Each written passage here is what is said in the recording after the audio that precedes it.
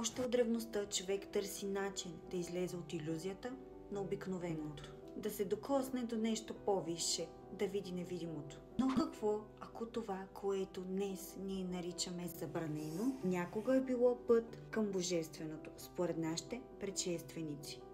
В сърцето на Амазония шаманите пият аюаска, не за бягство, а за среща със себе си, с предците, с духовете. Тази отвара съдържа силно психоактивни съставки, които предизвикват дълбоки промени в състоянието на съзнанието. Те пили отвара с мисълта, че отваря врата към свят, който съществува редом с нашия.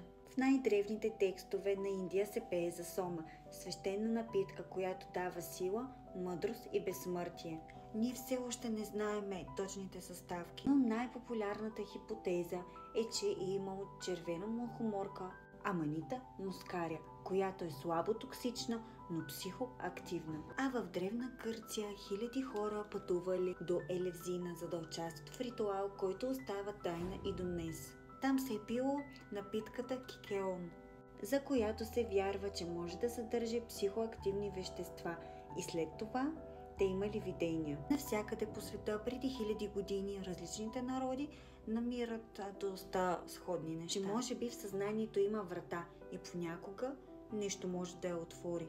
Едно е сигурно, че тези вещества променят света около нас и нашите възприятия за него.